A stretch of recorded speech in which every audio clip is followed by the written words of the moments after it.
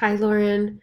Thank you for your poems this week. I want to start by saying you did not screw it up.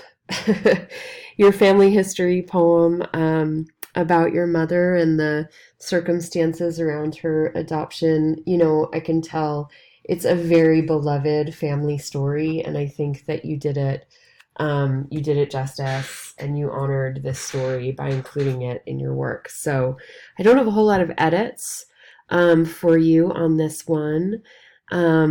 I think, I would include the name, your mother's birth name. I think that it adds something to the context. I like the repetition of it.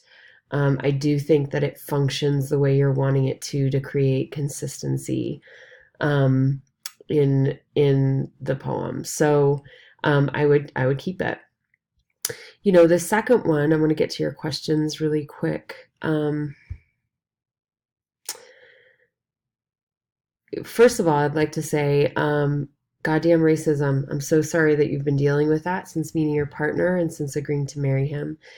Um, it is, it's awful. It's awful that you're dealing with this. And I think what's wonderful about that is that you're able to create some beautiful artwork out of this horrible experience of racism that you're confronted with so often.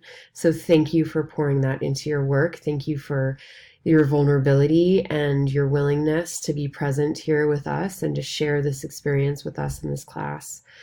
Um, I think the thing that I would shift around or change is I don't know that you need to include this last stanza, right? It feels like you're putting a bow on it, like you're putting a bow to like decorate it at the end.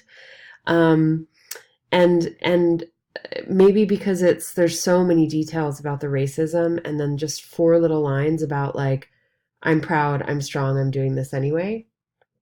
So I have two suggestions. One suggestion is to expand this, and the other suggestion is to cut this out altogether and let the poem shimmer and end. She's heard everything there is. I think that would be a fine way to end the poem. Or if you choose to include this sentiment towards the end of the poem, I would recommend expanding it a bit so that it carries more weight. Thank you so much for your work this week, Lauren.